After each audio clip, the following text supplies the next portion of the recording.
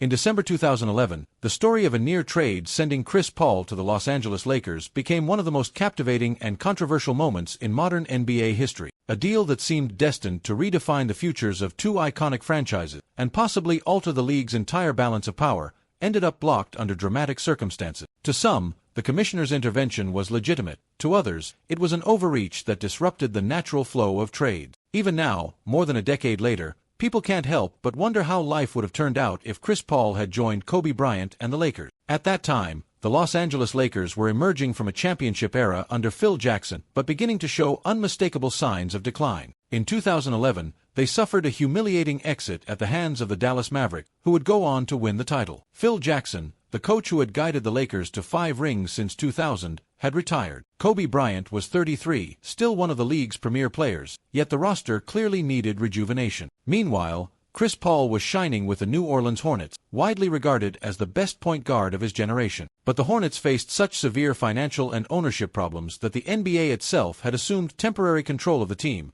a highly unusual arrangement. Chris Paul was in the final year of his contract, and the chance of re-signing him appeared minimal. For the Hornets, and by extension, the NBA, which was running the franchise, the only sensible option was to trade him and recoup some assets rather than watch him walk away without compensation. Meanwhile, the Lakers were desperate to give Kobe a fresh spark. The Houston Rockets also got involved, setting up a 3-way trade that, on paper, would benefit everyone. In the main proposal, the Lakers would receive Chris Paul. The Hornets would get solid players and draft picks, including Lamar Odom, Kevin Martin, Luis Scola, or Goran Dragic, avoiding a total loss, and the Rockets would land Pau Gasol to strengthen their interior game. These negotiations intensified right after the 2011 lockout, which had delayed the start of the season. Executives from the Lakers, Hornets, and Rockets worked feverishly behind the scenes to finalize details. Before long, the news of an imminent trade made headline, and reports suggested an announcement was mere hours away. The players involved also became aware of the pending moves. Lamar Odom, for instance, felt deeply shaken upon learning he might be leaving Los Angeles, where he'd won championships and forged strong bonds. Just when everything seemed guaranteed, a shocking twist emerged in the form of a veto from Commissioner David Stern. He justified the decision by arguing that,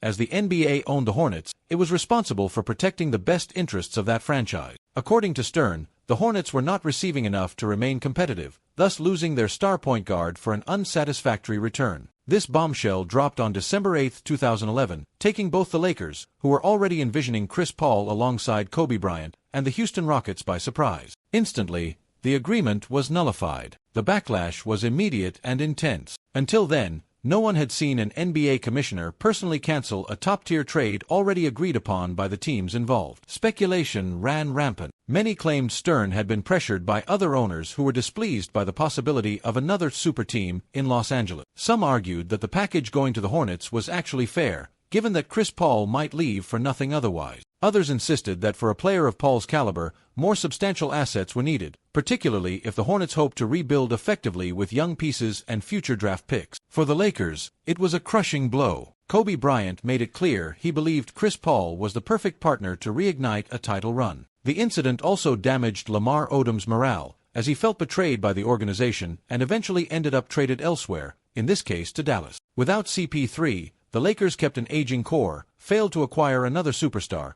and fell into decline that lasted until a new era dawned, years later, with LeBron James. The Rockets, who had intended to rebuild around Pau Gasol, missed a key opportunity to rise in the Western Conference. Chris Paul did not remain in New Orleans much longer. Within days, the team sent him to the Los Angeles Clippers, who offered Eric Gordon, Al-Farouq Aminu, Chris Kaman, and a draft pick in a package that many observers found debatable in quality. Some believed it was a better deal for a long-term rebuild, while others thought the Hornets could have taken on more talented veterans had the original trade been approved. Paul became the face of Lob City with Blake Griffin and DeAndre Jordan, yet never steered the Clippers to the NBA Finals. Had he landed with the Lakers and joined forces with Kobe, many argue he might have won at least one ring, or at least kept the Lakers relevant in contention for another few years. The collapse of the deal left deep marks on the league. First, it spotlighted debates about how much authority the commissioner held. David Stern, who had overseen the NBA's global boom, was suddenly seen by many as having overreached in a controversial manner. Second, it underscored the conflicts of interest inherent in the NBA owning a team. Rival owners might have celebrated stopping another powerful Lakers squad,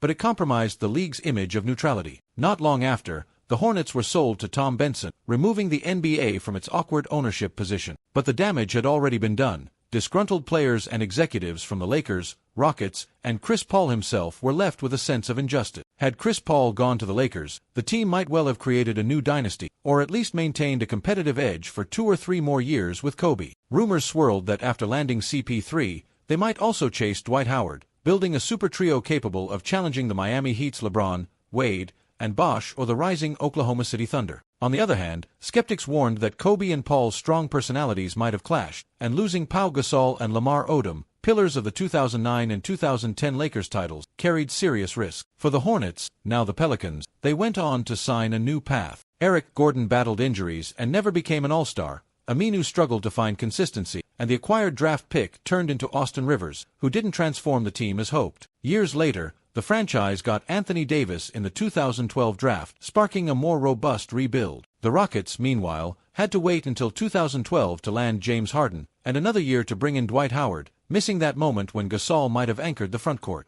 In many ways, the repercussions of the blocked CP3 trade rippled across all these rosters. Overall, the 2011 veto transformed perceptions of power in the NBA. It was a stark demonstration that, under extraordinary circumstances, the commissioner could override deals hammered out between teams and players under the pretext of safeguarding a league-owned franchise's interests. Since then, the NBA has seemingly learned to avoid a similar predicament, owning a team and having to juggle fairness, outside pressure, and competitive balance all at once. Yet the Chris Paul to the Lakers saga remains a vivid part of the league's history, as it combined major market glamour, one of the era's most talented point guards, and an 11th-hour intervention that shocked everyone. Looking back, if that trade had gone through, Chris Paul's career, Kobe Bryant's closing years, and the arcs of the Hornets and Rockets would all have taken drastically different routes. Perhaps CP3 would already have a championship ring. Perhaps Kobe would have achieved a 6th title to match Michael Jordan. Perhaps Houston would have assembled a new contender much earlier. And maybe the Hornets would have missed out on the chance to secure pivotal draft picks for a genuine rebuild. The enduring appeal of "What If" keeps this episode alive in NBA lore, a reminder that not all drama happens on the court. Sometimes, the biggest twists occur in negotiations behind closed doors. In that sense, the biggest trade that never happened remains an evocative symbol of how a single no can alter careers and shape a decade of basketball history.